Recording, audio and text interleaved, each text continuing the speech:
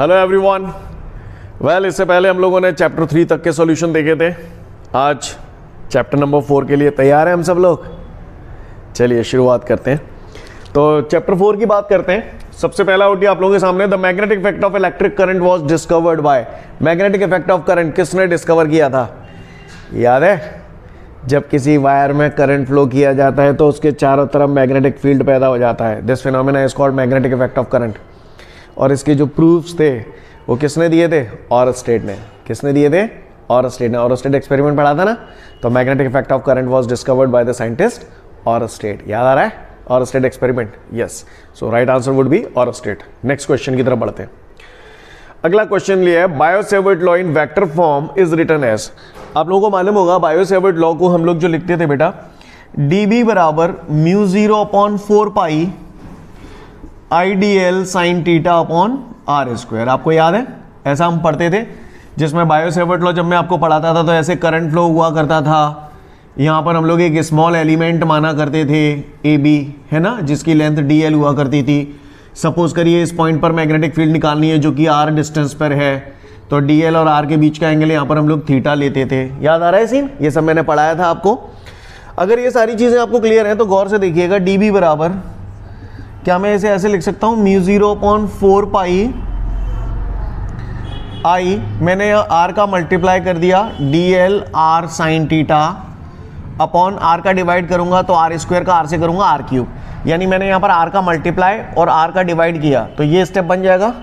तो फिर फाइनली अगर मुझे इसे वेक्टर फॉर्म में लिखना है तो गौर से देखिए, मैं इसे ऐसे लिख सकता हूँ, dB vector is equal to mu 0/4 pi I DL vector cross R vector upon R cube. ऐसा मैंने क्यों लिखा? क्योंकि मुझे मालूम है A vector cross B vector बराबर होता है AB sine theta. Right guys? तो चूंकि AB साइन थीटा को A vector cross B vector लिखा जा सकता है, तो DL R साइन थीटा को DL vector cross R vector लिखा जा सकता है। राइट? और चूंकि ये क्रॉस प्रोडक्ट है और क्रॉस प्रोडक्ट वेक्टर क्वांटिटी होती है, क्रॉस प्रोडक्ट जो होता है वो वेक्टर प्रोडक्ट होता है, तो इसका मतलब इन दोनों को मल्टीप्लाई करने से जो क्वांटिटी मिलती है वो वेक्टर क्वांटिटी मिलती है। तो ये इसका वेक्टर फॉर्म हो गया, dB vector is equal to mu 0/4 pi I DL vector cross R vector upon R cube. ये दिख रहा है ना आपको? DL और R के बीच का ही तो एंगल है, तो DL R साइन थीटा को हमने DL vector cross R vector लिख दिया। उम्मीद करता हूँ आप लोग समझ रहे होंगे। नेक्स्ट क्वेश्चन की तरफ हम लोग बढ़ते हैं। अगला क्वेश्चन है हम लोग के सामने, the unit of intensity of magnetic field is. Intensity of magnetic field का यूनिट पूछ रहा है। तो बच्चों आप लोगों ने इंटेंसिटी ऑफ मैग्नेटिक फील्ड का फॉर्मूला पढ़ा था, B is equal to F/m। F force है, फोर्स की unit newton, small m pole strength है, और पोल स्ट्रेंथ की यूनिट अगर आपको पता हो एम्पियर इंटू मीटर, पढ़ाया था मैंने। राइट? न्यूटन पर एम्पियर मीटर, यानी हमारा आंसर हो गया न्यूटन पर एम्पियर मीटर। उम्मीद करता हूँ क्लियर होगा आपको। किसी का इससे नहीं है, आप कोई सा भी फॉर्मूला लगा सकते हैं इंटेंसिटी, जिसमें इंटेंसिटी ऑफ मैग्नेटिक फील्ड आता हो उससे आप यूनिट निकाल सकते हैं। जैसे सपोज करो मैं भूल गया इस फॉर्मूले को, तो कोई बात नहीं, ऐसा कोई ठेका थोड़ी है कि हम इसी फॉर्मूले से निकालेंगे। F बराबर IL भी साइन थीटा भी पढ़ा है। अब यूनिट मुझे इंटेंसिटी ऑफ मैग्नेटिक फील्ड की चाहिए, तो IL साइन थीटा को नीचे ले आऊँगा, F upon IL sine theta is equal to B। Right? F force है, फोर्स की यूनिट न्यूटन, I करंट है, करंट की यूनिट एम्पियर, L लेंथ है, लेंथ की यूनिट मीटर, साइन थीटा तो कांस्टेंट होता है, कांस्टेंट की कोई यूनिट नहीं होती। तो ये आपका आ गया इंटेंसिटी ऑफ मैग्नेटिक फील्ड की यूनिट, न्यूटन पर एम्पियर मीटर। बताया था ना, न्यूटन की अम्मा। क्लियर है? तो न्यूटन पर ampere metre, this is the right answer. Next question की तरफ आगे बढ़ते हैं हम लोग। अगला क्वेश्चन है हम लोग के सामने, the magnetic lines of forces around a conductor carrying current will B. भैया याद आ रहा होगा आपको, ये वायर है। जब मैंने चैप्टर शुरू किया था मैग्नेटिक इफेक्ट ऑफ करंट, पहले ही दिन ये बात बताई थी। जैसे ये करंट फ्लो हो रहा है ऐसे, राइट? किसी ने पूछा इस पॉइंट पर मैग्नेटिक फील्ड की डायरेक्शन कहाँ होगी, तो आपको याद होगा आप ऐसे right hand palm rule use करते थे। याद आ रहा है सीन? थंब करंट की डायरेक्शन को इंडिकेट कर रहा है, तो थंब करंट की डायरेक्शन को इंडिकेट कर रहा है, फिंगर उस पॉइंट की तरफ इशारा करती है जहां मैग्नेटिक फील्ड निकालना है, तो फिंगर पॉइंट की तरफ इशारा कर रही है जहां मैग्नेटिक फील्ड निकालनी है। तो ऐसी सिचुएशन में मैग्नेटिक फील्ड की जो डायरेक्शन होती है वो बताया था मैंने, पाम के परपेंडिकुलर होती है। अब मेरी पाम ये है तो इसके परपेंडिकुलर कैसे होगा? अंदर की तरफ, बोर्ड के अंदर की तरफ होगा। राइट? और बोर्ड के अंदर की, अंदर को बनाने के लिए हम लोग क्या करते हैं? क्रॉस, अगर याद आ रहा हो तो आपको। राइट? इसी तरीके से करंट ऐसे बह रहा है, मैं पूछूं इस पॉइंट पर मैग्नेटिक फील्ड की डायरेक्शन कहाँ होगी, तो फिर से मैं राइट हैंड पाम रूल लगाऊंगा। राइट हैंड पाम रूल लगाऊंगा तो ये करंट ऊपर की तरफ जा रहा है, पॉइंट इस तरफ है यहाँ पर, तो ये पॉइंट की तरफ इशारा कर रहे हैं, तो मैग्नेटिक फील्ड की डायरेक्शन पाम के परपेंडिकुलर। यानी आपकी तरफ होगी, होगी नहीं होगी, होगी ना, और आपकी तरफ डायरेक्शन होगी तो क्या आएगा, डॉट, क्या आएगा, डॉट। डॉट का मतलब मैग्नेटिक फील्ड आउटवर्ड है, क्रॉस का मतलब मैग्नेटिक फील्ड इनवर्ड है। आपको नहीं लग रहा है यहां पर कुछ ऐसा हो रहा हो कि यहां से कोई चीज अंदर जा रही हो और डॉट से बाहर आ रही हो? यानी अगर मैं इसे करंट कैरिंग कंडक्टर मान लूं तो यहां से कोई चीज अंदर आ रही है और यहां से कोई चीज आपकी तरफ आ रही है, यानी ऐसा नहीं लगा परकम्मा लग रही हो ऐसे करके, लग रही नहीं लग रही है ना?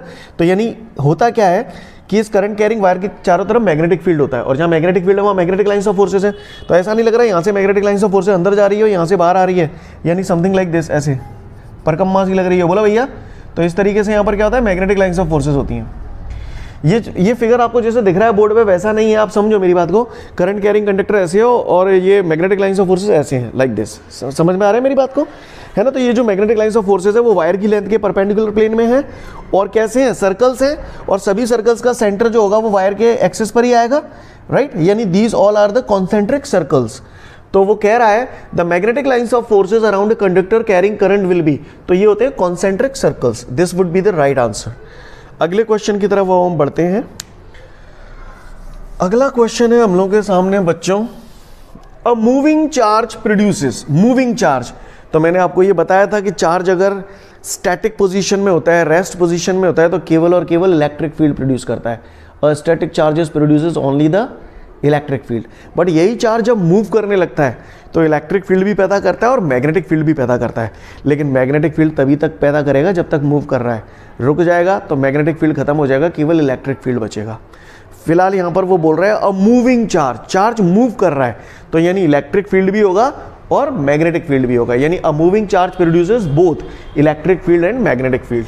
तो right answer would be this. Next question की तरफ चलते हैं अब हम लोग।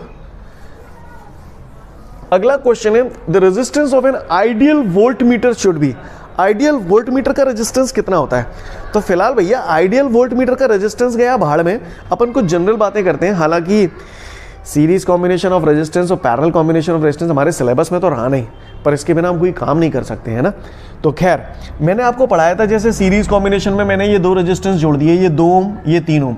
तो सीरीज कॉम्बिनेशन में आपने इक्विवेलेंट रेजिस्टेंस का फॉर्मूला पढ़ा था R बराबर R1 प्लस R2। तो फाइनली आंसर हो जाएगा आपका 2 + 3 यानी कि 5 ओम। यानी मेरा कहने का तात्पर्य यह है कि सीरीज कॉम्बिनेशन में इन दोनों का जो इक्विवेलेंट रेजिस्टेंस आएगा वो कॉम्बिनेशन में जो सबसे बड़ा वाला रेजिस्टेंस है उससे भी बड़ा आएगा। आप देखो ना इसका आंसर 5 ओम आ रहा है, यानी 2 और 3 सीरीज में मिल जाएंगे तो ये जो है 5 ओम के रेजिस्टेंस के बराबर की ताकत का काम करेंगे, right?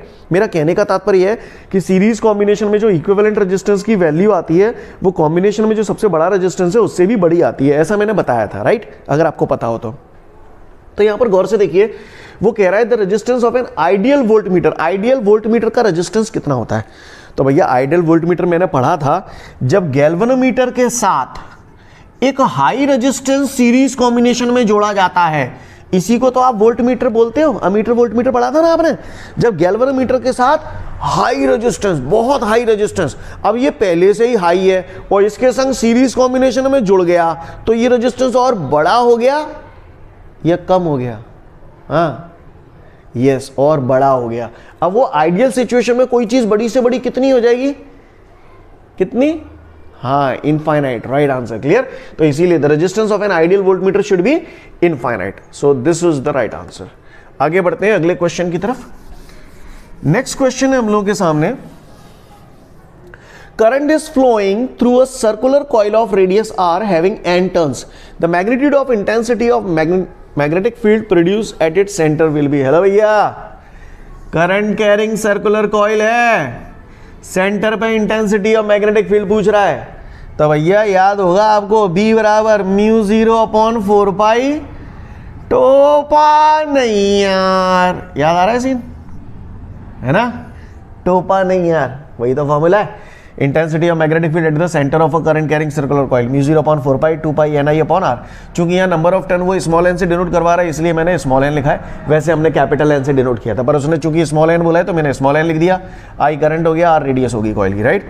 Right answer would be this one is your right answer, μ0/4π 2π clear है? अगले क्वेश्चन की तरफ बढ़ते हैं अब हम लोग। नेक्स्ट क्वेश्चन है the direction of the magnetic field produced due to a circular current carrying loop. ये हवेल वाला ही क्वेश्चन है भैया। Hello, circular current carrying loop ये हो गया। बताओ चलो इसके सेंटर पे मैग्नेटिक फील्ड की डायरेक्शन कहाँ होगी? तो फिर से वही right hand palm rule, current ऐसे जा रहा है ऐसे ऊपर की तरफ, तो ये करंट हो गया। इस पॉइंट पर मैग्नेटिक फील्ड निकालनी है तो ये पॉइंट हो गया। अब बताओ मैग्नेटिक फील्ड कहाँ हुई? मैग्नेटिक फील्ड पाम के परपेंडिकुलर होती है ऐसे, राइट है ना, पाम के परपेंडिकुलर। ये मार्कर पाम के परपेंडिकुलर ही तो है। अब वो क्या कह रहा है? करंट ऐसे है, पॉइंट इधर है, करंट ये रहा, फिंगर पॉइंट की डायरेक्शन को इंडिकेट कर रही है, तो मैग्नेटिक फील्ड पाम के परपेंडिकुलर। यानी जो सर्कुलर कॉइल है जिस प्लेन में रखी है, सर्कुलर कॉइल बोर्ड के प्लेन में रखी है, तो डायरेक्शन कहाँ आई? बोर्ड के प्लेन के perpendicular, perpendicular to the plane of the circular coil. बोला भैया। अब सर्कुलर कॉइल में अब वो यूं बोल रहा है the direction of the magnetic field produce due to a circular current carrying loop.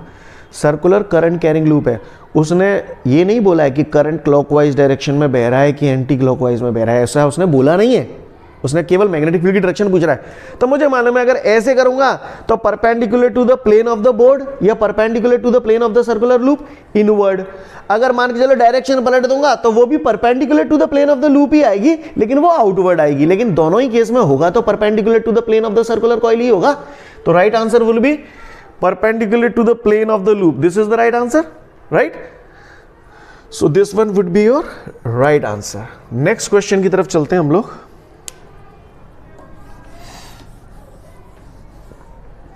अगले क्वेश्चन में मुझसे बोल रहा है two long parallel wire are situated at a distance R. ठीक है, दो लॉन्ग पैरेलल वायर हैं और कह रहा है इनके बीच का डिस्टेंस आर है। बहुत सुंदर बात है, ठीक है। From each other and current I is flowing through them, and current I is flowing through them. इनके अंदर से जो करंट फ्लो हो रहा है दैट इज आई। बहुत सुंदर बात है भैया, आई।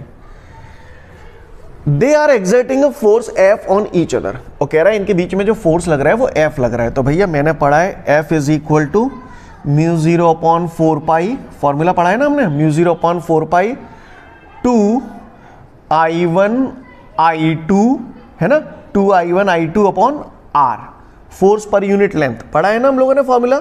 ये मैंने मान लिया इक्वेशन नंबर 1। सीन क्लियर है? यहां पर I1 कितना है? I है। I2 कितना है? वो भी I है। सीन क्लियर है? और दोनों के बीच का डिस्टेंस कितना है? R है। Scene clear? अब वो कह रहा है if R is increase to 2R, यानी R की जगह 2R कर दिया जाए, and I is decrease to I/2। बोले कि ये I है ना, उनकी जगह I/2 कर दिया, यानी मैंने सेकंड सिचुएशन बना दी। ये मैंने सेकंड सिचुएशन बना दी, ठीक है भैया। और यहां पर कह रहा है कि अब मैंने इनके बीच का डिस्टेंस कितना कर दिया? 2R। और अब जो करंट है तो मैंने मान लिया पहला करंट I1 डैश मान लिया मैंने, वो कह रहा है I/2, और जो दूसरा करंट है I2 डैश बराबर वो भी I/2। दोनों करंटों को आधा आधा कर दिया है। तो कह रहा है कि अब इनके बीच में फोर्स कितना लगेगा, तो उस फोर्स को मैंने मान लिया, अभी कितना लग रहा था? F, अब ये मैंने मान लिया F डैश लग रहा है, तो F डैश की वैल्यू मुझे निकालनी है, राइट। तो चलो, जब ये था तो सिचुएशन ये थी, अब ये लग रहा है तो इसे ऐसे लिखूं, F dash is equal to mu 0/4 2। अब I1 की जगह मैं I1 डैश मान रहा हूं, I2 की जगह I2 डैश मान रहा हूं, है ना, I1 डैश I2 डैश माने, अपॉन R की जगह अब कितना हो गया है? 2R। उम्मीद करता हूं आपको क्लियर होगा। इक्वेशन नंबर 2 डिवाइड किया मैंने इक्वेशन 1 में, इक्वेशन 2 का डिवाइड किया। तो अगर मैं ये डिवाइड करूंगा तो गौर से देखिए, म्यू 0/4 से म्यू 0/4 कट गया, 2 से 2 कट गया, R से R कट गया। अब फाइनली हमारे पास क्या नज़ारा बचेगा? गौर से देखिएगा, F upon F dash is equal to, right, यहां से बच गया हमारे पास क्या? I1 I2, है ना, और यहां से हमारे पास क्या बचा? I1 dash I2 dash. उम्मीद करता हूं क्लियर होगा आपको। आगे बढ़ते हैं। F upon F dash is equal to I1 कितना है? I, और I2 भी कितना है? I। I1 भी I, I2 भी I, तो इसे I स्क्वायर कर दूं। अब बात आती है I1 डैश। I1 डैश हमारे पास कितना है? I/2, I/2। I2 डैश कितना है हमारे पास? I2 डैश हमारे पास है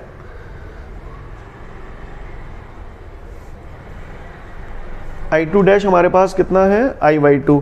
तो I2 डैश की जगह भी मैंने रख दिया यहाँ पर I/2। तो फाइनली हमारे पास यहाँ पर क्या हुआ, ये गौर से देखिएगा सब लोग, F upon F dash is equal to F upon F, एक मिनट, ये मैंने क्या किया, F upon F dash I1 I2 यहाँ से ऊपर से बचा, नीचे से बचा I1 dash I2 dash, sorry हमने एक मिस्टेक कर दी, ये अपॉन 2 भी बचा यहाँ पर, ये अपॉन 2 है ना, राइट। तो ये अपॉन 2 कहाँ पहुँच जाएगा, ऊपर पहुँच जाएगा, सीन क्लियर है। तो ये अपॉन 2 सीन क्लियर होगा। F upon F dash is equal to I square into 2 divided by I into I, ये भी आई स्क्वायर, 2 2 ज़ा 4, ये 4 ऊपर पहुँच जाएंगे, ये 4 ऊपर पहुँच गए, आई स्क्वायर से आई स्क्वायर कट गया, क्लियर। तो 4 2 ज़ा 8, 8 का क्रॉस मल्टीप्लाई कर दिया तो 8 F dash is equal to F, cross multiply हो गया है ना। तो F dash is equal to कितना आ गया हमारा, एफ, ये 8 नीचे आ जाएगा तो F dash is equal to F upon 8, यानी this is the right answer, F upon 8। उम्मीद करता हूँ आप लोग समझ गए होंगे। क्लियर हुआ ना सभी को। यहाँ पर हमारा वो 2 गड़बड़ हो गया था, 2 नहीं लिखा था तो ये 2 हमने ऊपर शिफ्ट कर दिया। उम्मीद करता हूँ क्लियर हो गया होगा सभी को। अगले क्वेश्चन की तरफ बढ़ते हैं अब हम लोग। नेक्स्ट क्वेश्चन, अगला जो क्वेश्चन है हमारे सामने, उस क्वेश्चन में वो लिख रहा है the value of shunt required for converting a galvanometer into an ammeter.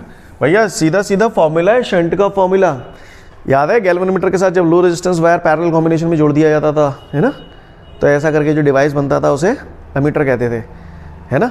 और जो लो रेजिस्टेंस जोड़ा जाता था पैरेलल कॉम्बिनेशन में उसके शंट बोलते थे। Shunt is a low resistance wire which is joined in parallel combination with the galvanometer. और शंट का फॉर्मूला निकाला था हम लोगों ने, एस इज इक्वल टू, याद है 2 फॉर्मूले निकाले थे, एक तो S is equal to I G G upon I minus I G, और एक था जी अपॉन एन माइनस 1।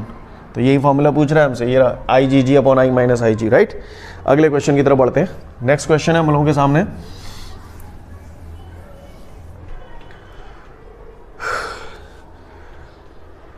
अगला क्वेश्चन है हमारे सामने, ये फिल इन द ब्लैंक्स आ गए। Magnetic field is a fill in the blanks quantity. तो भैया मैग्नेटिक फील्ड, जगह जगह मैग्नेटिक फील्ड की डायरेक्शन निकालते हो कि नहीं। जब मैं कहता हूं कि भैया ऐसे करंट बह रहा है, इस पॉइंट पर मैग्नेटिक फील्ड की डायरेक्शन किधर होगी, तो तुरंत ऐसे आप हाथ कर देती हो, फिर ऐसे करके और फिर कहते हो पाम के परपेंडिकुलर बोलते थे, चूंकि डायरेक्शन निकाल ले हो। इसका मतलब कैसी क्वांटिटी है, वेक्टर क्वांटिटी, इसीलिए बोलते हैं magnetic field is a vector quantity. अगले क्वेश्चन की तरफ बढ़ते हैं। The magnetic field produced due to a current carrying conductor is fill in the blanks to the current flowing through it। तो भैया the magnetic field produced due to a current carrying conductor, ये current carrying conductor हो गया है ना, और current carrying conductor के कारण इस पॉइंट पर मैग्नेटिक फील्ड जो कि r डिस्टेंस पे है। तो भैया फॉर्मूला पढ़ा था मैंने, B बराबर mu 0 4 pi 2I upon r, clear. तो the magnetic field produce due to a current carrying conductor, इसकी बात कर रहा है। The magnetic field produce due to a current carrying conductor is fill in the blanks to the current flowing through it. बताओ भैया, directly proportional to the current flowing through it, है ना, is directly proportional to the current flowing through it, directly proportional है ना। आगे बढ़ते हैं अगले क्वेश्चन की तरफ। अगला क्वेश्चन कह रहा है, if a charge particle moves in a uniform magnetic field in the direction of the field with some velocity then the magnetic force acting on it. भैया जब कोई चार्ज पार्टिकल किसी मैग्नेटिक फील्ड में move करता है तो उसमें जो फोर्स लगता है वो, हाँ, Lorentz force, very good.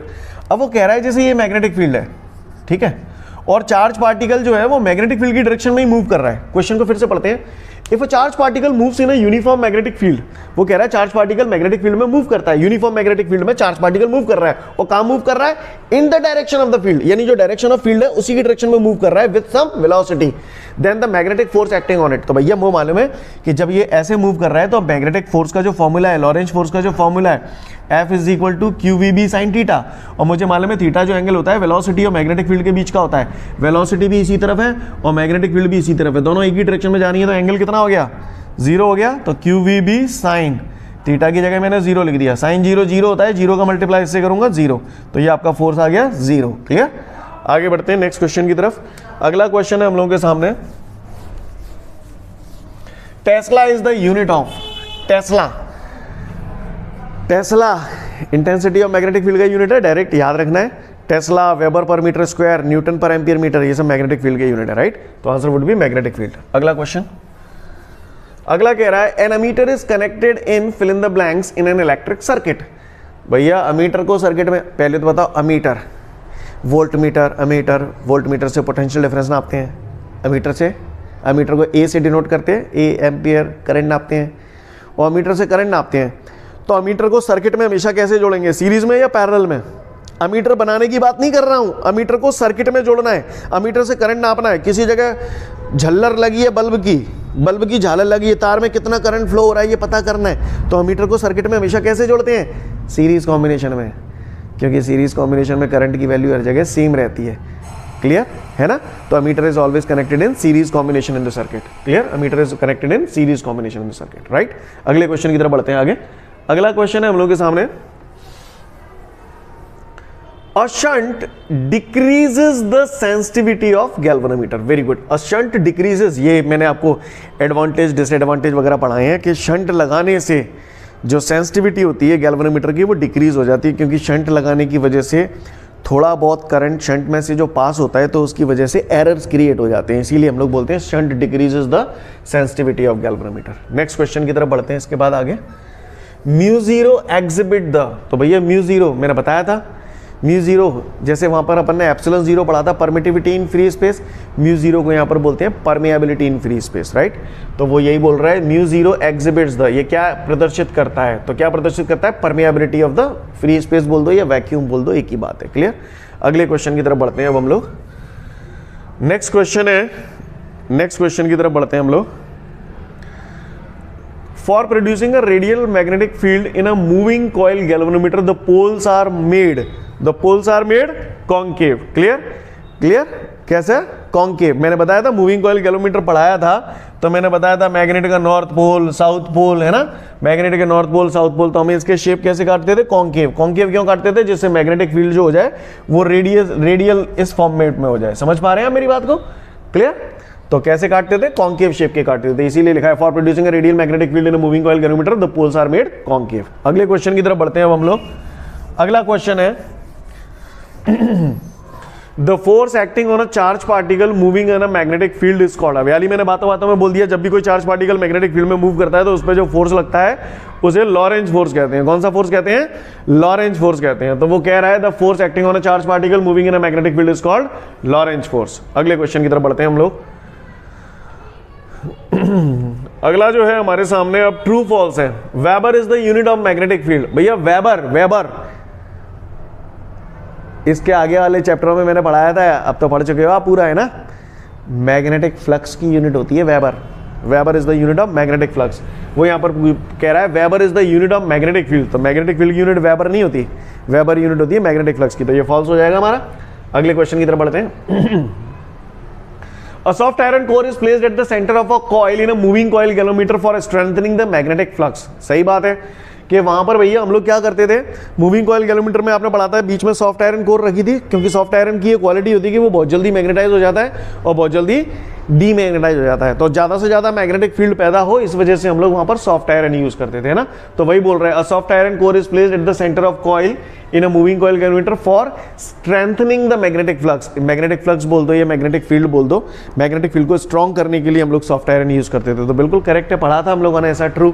Next question की तरफ चलते हैं। अगला है हमको an attractive force act between two parallel conducting wire when current flow through them in the same direction। तो भैया पढ़ा था मैंने, आपको बकायदा बताया भी था। अब बहुत ज़्यादा डिटेल में तो हम लोग डिस्कस कर लें कि नहीं करें। जैसे अपन ने पढ़ा था, ये वायर है, दोनों वायरों में करंट जो फ्लो हो रहा है वो सेम डायरेक्शन में हो रहा है। जैसे इस करंट के कारण किसी ने पूछा इस पॉइंट पर मैग्नेटिक फील्ड की डायरेक्शन कहाँ होगी, तो मैंने बताया था आपको क्रॉस, क्योंकि करंट ऐसे है, पॉइंट इस तरफ है, तो मैग्नेटिक फील्ड पाम के परपेंडिकुलर यानी अंदर की तरफ आएगी, तो क्रॉस। इस वायर के कारण इस पॉइंट पर मैग्नेटिक फील्ड, तो भैया करंट ऐसे बह रहा है, इस वायर में करंट ऐसे बह रहा है, पॉइंट उधर है, तो मैग्नेटिक फील्ड ऐसे पाम के परपेंडिकुलर यानी आपकी तरफ होगी, यानी डॉट होगा, राइट। ये बात समझ में आ गई। जब मैंने डेरिवेशन कराया था तो सारी चीजें बहुत डिटेल में बताई थी। क्लियर। ये मैग्नेटिक फील्ड की डायरेक्शन आई है, ये मैग्नेटिक फील्ड आया है, राइट। अब फोर्स किधर लगेगा, तो जैसे ये वायर है, इस वायर में करंट इधर है, मैग्नेटिक फील्ड अंदर की तरफ है ना, तो फोर्स किधर लगेगा, तो फोर्स निकालने के लिए हम लोग क्या करें, फिर से राइट हैंड पाम रूल लगा दें। करंट ऐसे जा रहा है तो करंट ये हो गया, ठीक है। क्रॉस का मतलब मैग्नेटिक फील्ड अंदर है, तो फिंगर अगर मैग्नेटिक फील्ड को रिप्रेजेंट करेंगे तो ये अंदर की तरफ इशारा करनी चाहिए। अभी कर रही है कि अंदर की तरफ नहीं कर रही ना, अब देखो अब कर रही है। अब मैग्नेटिक फील्ड अंदर की तरफ हो गया तो फोर्स कहाँ लगेगा, पाम के परपेंडिकुलर, यानी फोर्स लगा इधर ऐसे, राइट। इस पे भी कर लेते हैं। करंट ऐसे जा रहा है, डॉट का मतलब मैग्नेटिक फील्ड आपकी तरफ है, तो ये मैग्नेटिक फील्ड आपकी तरफ होगी, राइट। तो फोर्स कहाँ लगा, पाम के परपेंडिकुलर ऐसे, यानी ऐसे लग रहा है। अब एक फोर्स ऐसे, एक फोर्स ऐसे, ऐसे ही तो लग रहे हैं, तो ये अट्रैक्टिव नेचर के ही तो हुए।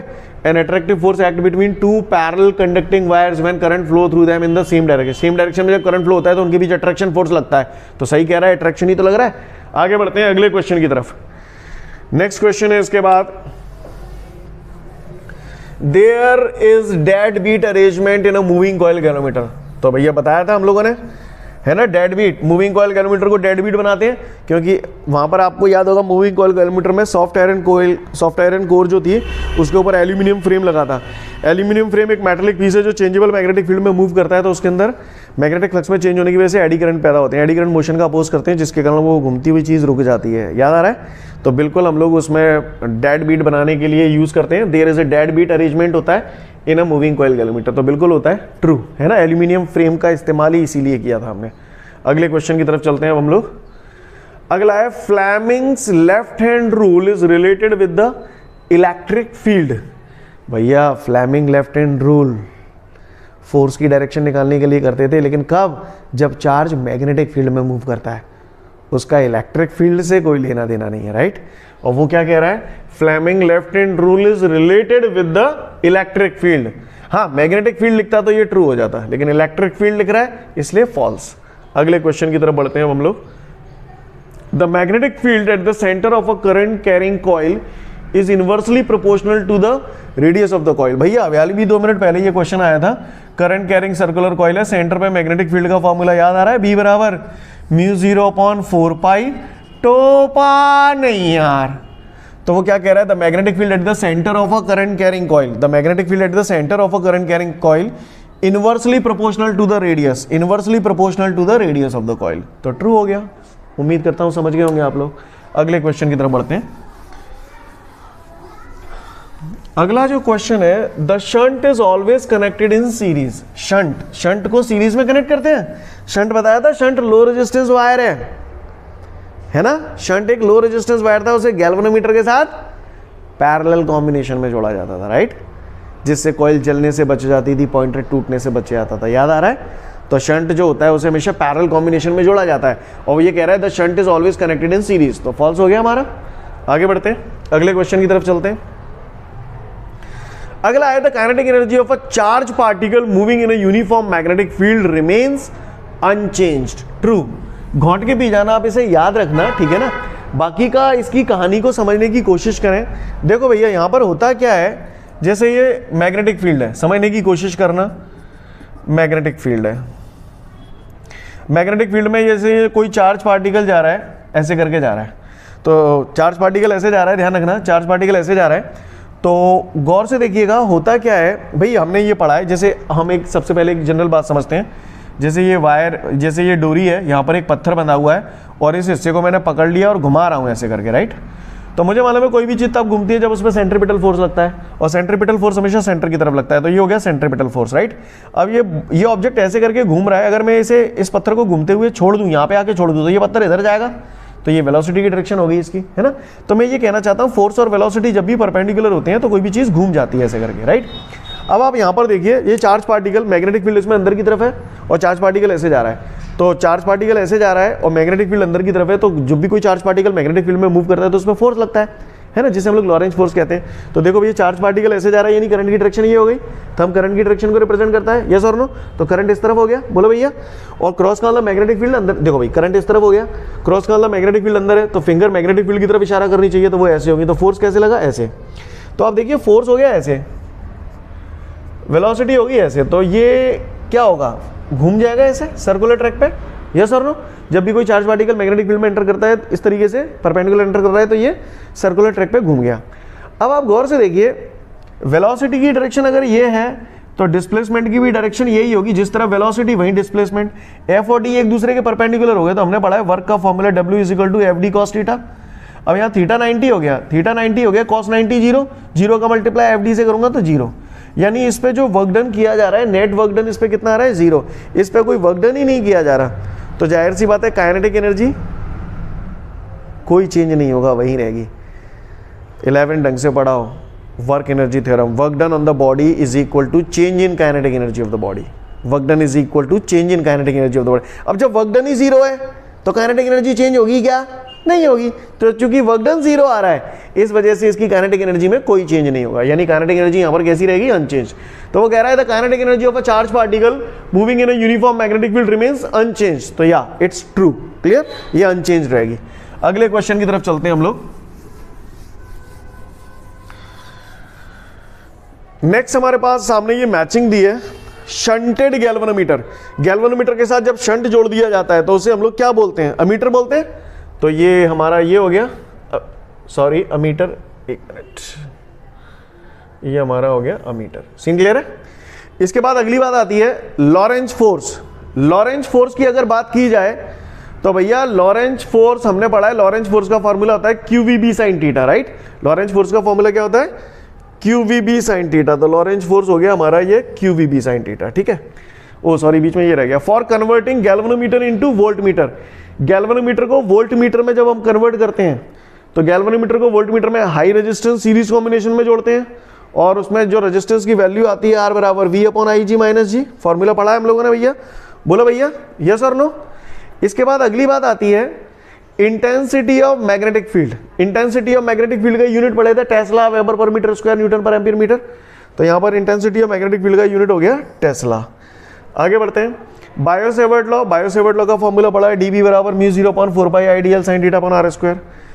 इसके बाद कह रहा है intensity of magnetic field at the centre of a current carrying solenoid. Current carrying solenoid में इंटेंसिटी ऑफ मैग्नेटिक फील्ड, तो भैया B बराबर μ0 पढ़ा था अपन ने, याद आ रहा है?